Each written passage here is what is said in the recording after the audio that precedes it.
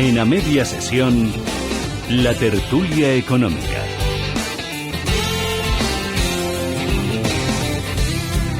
Hoy con la ayuda de Iván Campuzano, economista. Iván, bienvenido, buenas tardes. Muy buenas tardes, Rafa. También nos acompaña Luis Garbía, profesor de ICADE Business School. Luis, un placer tenerte con nosotros. Muy buenas tardes. Encantado de estar con vosotros. Un abrazo, Rafa, un abrazo, Iván. Vamos a empezar fuera porque hay temas de todo tipo, tanto interiores como exteriores, pero es que me llama la atención la enésima prórroga para evitar el Brexit sin acuerdo, Iván. ¿Esto es serio? ¿Esto tiene realmente visos, como hemos escuchado a distintos interlocutores, decir que ahora sí, desde Irlanda, desde Francia, que puede ser que... Porque al final parece un teatrillo, no sé si cada cual habla para su parroquia, pero el caso es que no tenemos el acuerdo todavía. Pues como tú muy bien has dicho, Rafa, cada uno está hablando para su parroquia. Es más, era algo que ya la semana pasada, cuando estuve en la tertulia, comenté que yo ya veía de que muy probablemente habría una prórroga porque Europa no quiere un Brexit duro y Reino Unido, aunque Boris Johnson esté dando sus últimos aletazos, tampoco le interesa en términos económicos. Las previsiones para los británicos no podrían ser peores.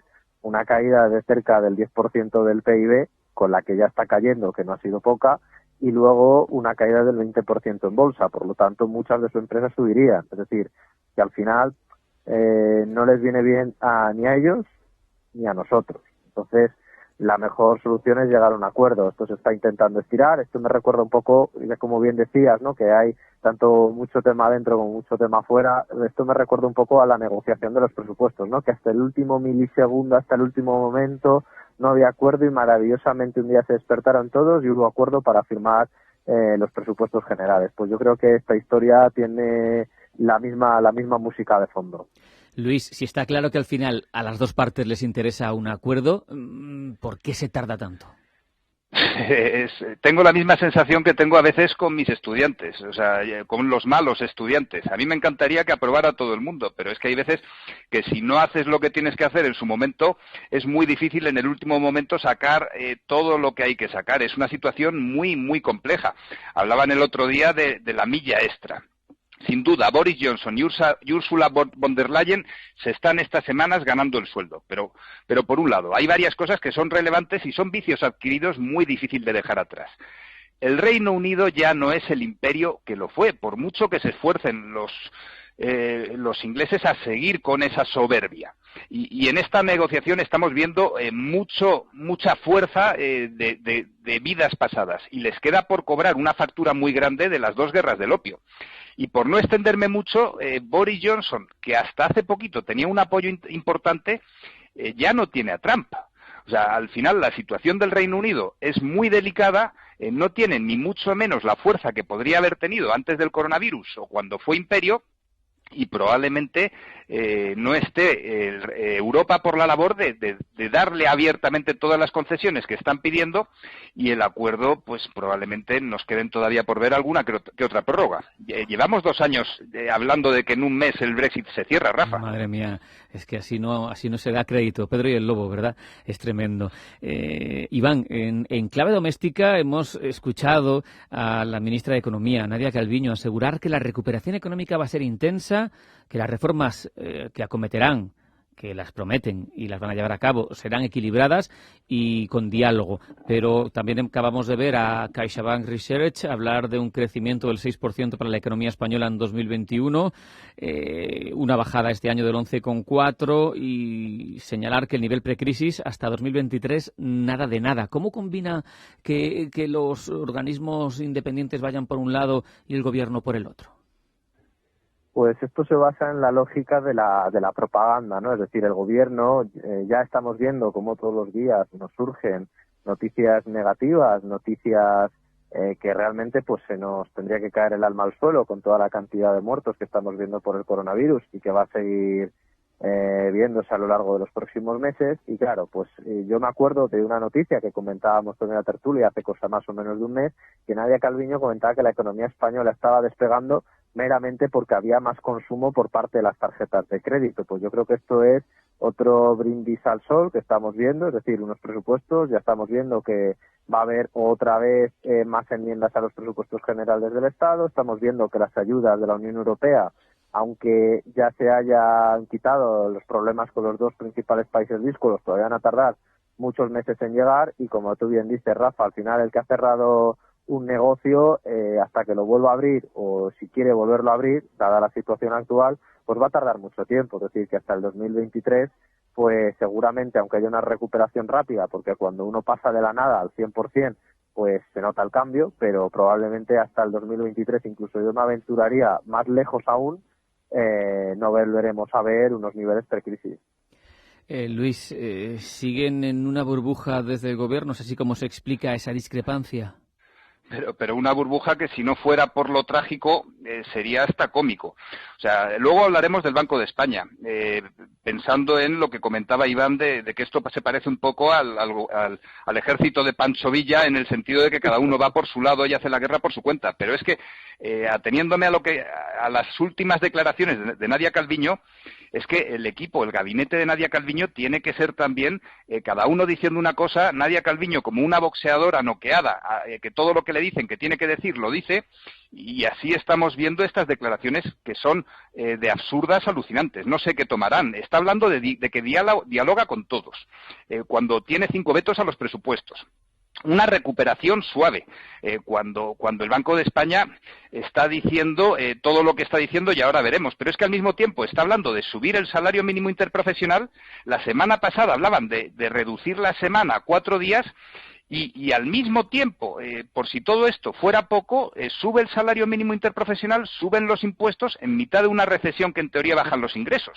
O sea, en mi pueblo se dice sorber y soplar al mismo tiempo. Pues en este caso yo me imagino a Nadia Calviño con 3, 4 asesores, alguno pues impuesto por Podemos, que cada uno le va diciendo que diga lo que sea, y ella como una boxeadora noqueada que le gustaría estar en Europa pero tiene que seguir aquí, cada día diciendo pues efectivamente lo que decía Iván, recordándonos hace un mes, que sube el consumo de tarjetas de créditos, que la gente se endeuda, pues no pasa nada. Esto es que va a aumentar el consumo.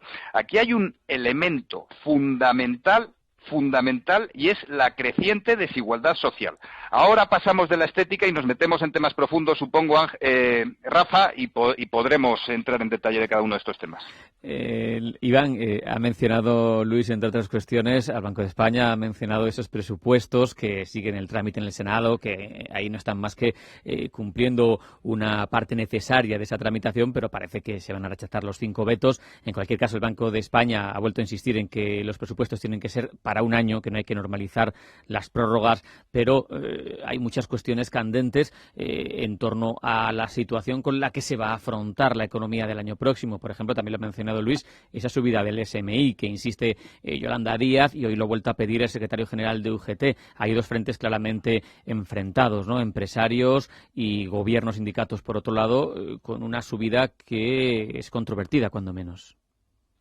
Pues sin duda es una subida controvertida por momentos, y yo creo que ahora mismo la subida del SMI no toca, pero no toca por una simple cuestión. Ahora mismo los empresarios ya bastantes cargas tienen en cuanto a términos económicos, aquellos que han perdido el negocio o que ven reducido su facturación a lo mínimo posible para subsistir, y aquellos pues que ya están pagando muchísimos impuestos.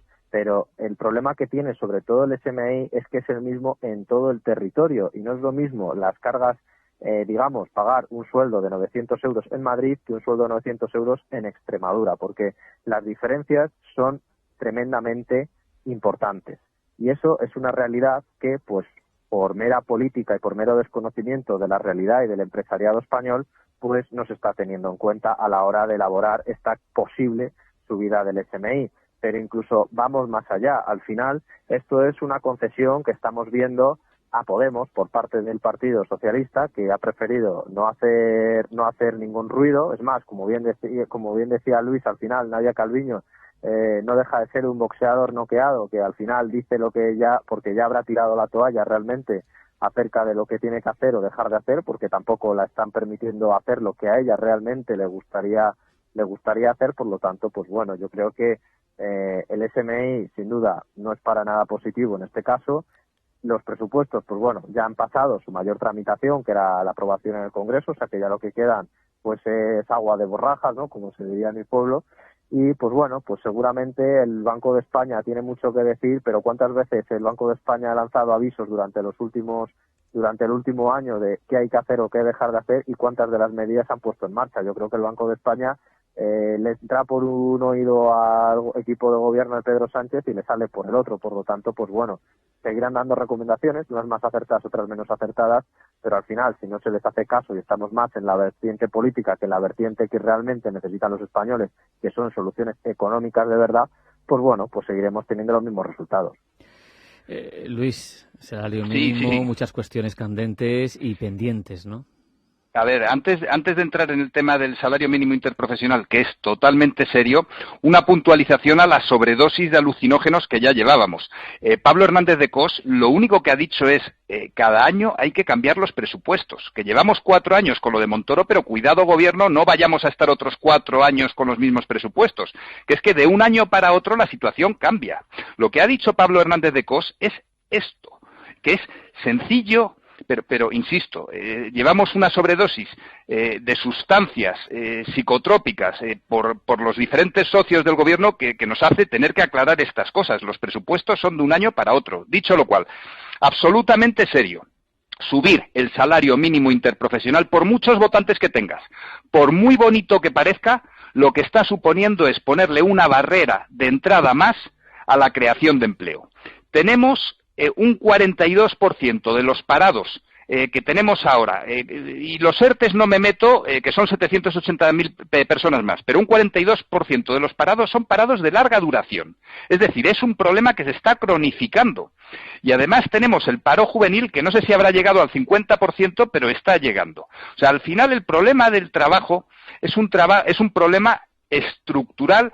Y con estas cosas de subir el salario mínimo interprofesional lo que estamos haciendo es cronificar este problema. Tenemos una brecha social creciente, asociada con desigualdad social, y esta brecha social, tiene mucho de brecha digital. O sea, subir el salario mínimo interprofesional es una barbaridad más de las que venimos viendo estos días. Bueno, cuestiones que dibujan un panorama de enfrentamiento claro entre las medidas que propone el gobierno. Esa es una de ellas, el salario mínimo interprofesional, en este caso en confrontación con la clase empresarial, pero también hay lucha entre administraciones. Iván, la presidenta de la Comunidad de Madrid, sigue insistiendo en su política de bajadas de impuestos.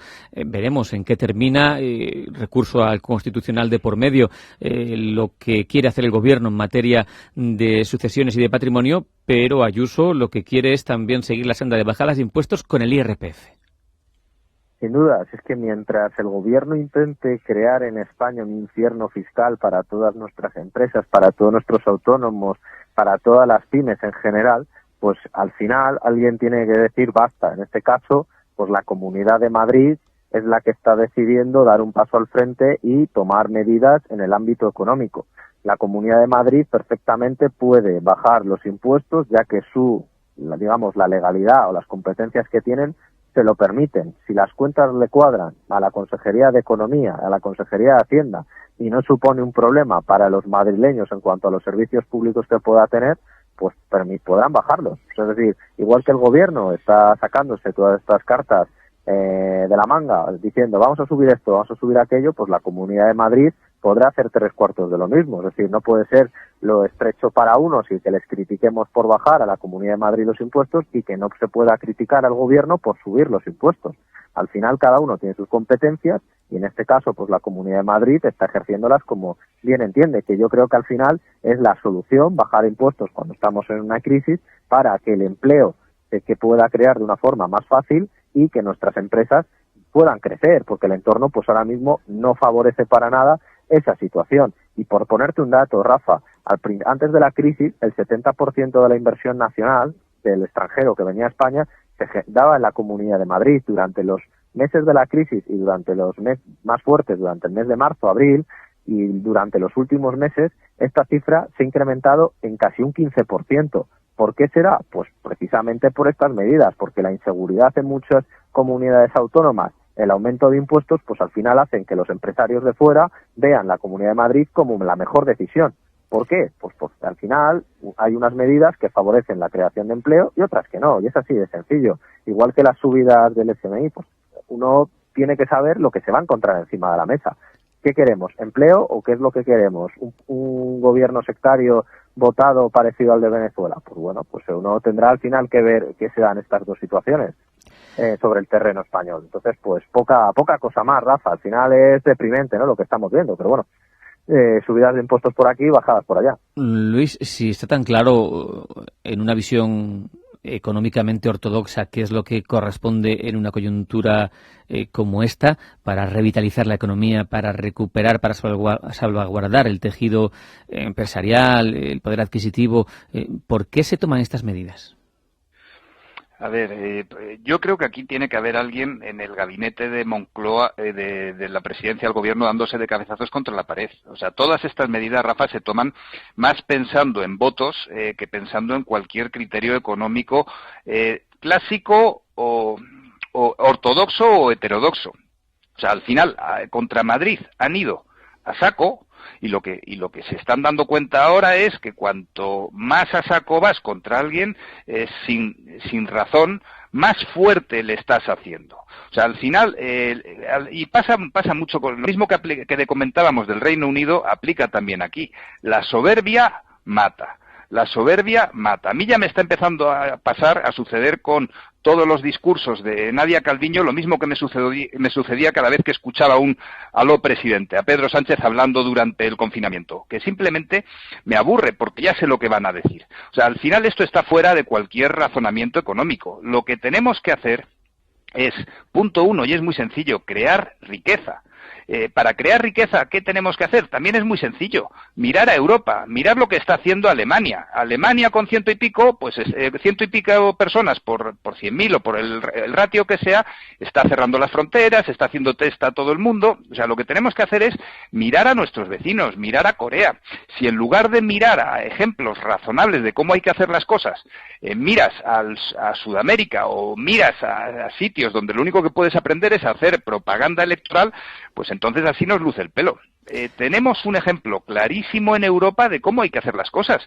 Pues miremos, seamos humildes y tomemos nota de cómo hay que hacer las cosas. Y al final las cosas suelen ser bastante más sencillas. Y el peor enemigo que tiene ahora mismo el gobierno de España se llama el propio gobierno de España con su propia soberbia. Vamos a mirar en este final de tertulia hacia el exterior. Iván, he estado leyendo este fin de semana distintos analistas, distintos expertos que hablan con preocupación de que el BCE está ya calcando los movimientos históricos del Banco de Japón. Esa japonización de la que hablábamos al comienzo de esta crisis, la tenemos ya encima. ¿Tú crees un hecho que estamos copiando esos resortes y esas medidas?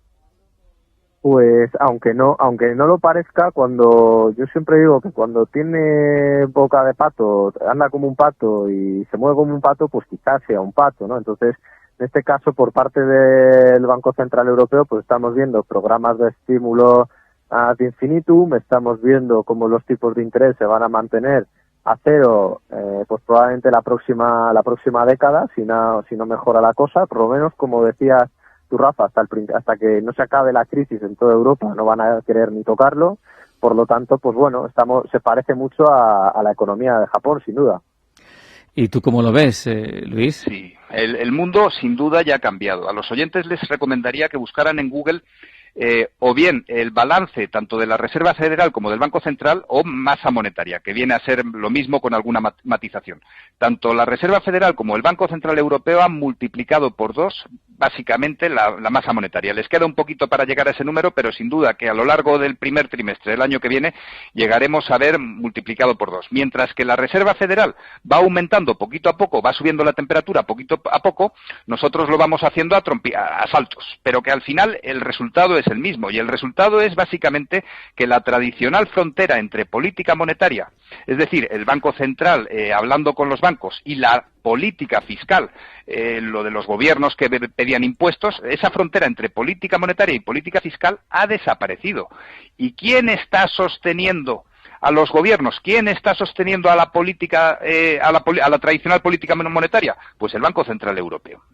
Y al final, esto, que en principio es absolutamente necesario en una economía que ya no es industrial, que está asociada con Internet, que la información, que el dinero tiene que fluir a la misma velocidad que fluye la información, eso que para Europa en general es bueno, hace y tiene que ver, y vuelvo al principio donde estaba, a la sobredosis de tripis de sustancias alucinógenas. Hace que nuestro bono a 10 años haya estado la semana pasada en negativo. Y a Pedro Sánchez le da alas, nunca mejor dicho, en el sentido de que lo que es bueno para Europa puede dar una falsa sensación de que aquí lo estamos haciendo bien y de que durante los próximos 3 años lo estamos haciendo bien. Es una situación muy compleja la que tenemos por delante. Los tipos cero seguirán durante bastante tiempo y solo pido para el 2021 tener a Europa muy encima de nosotros para controlarnos al céntimo. Pues una reflexión con la que vamos a terminar. Iván, Luis, muchísimas gracias por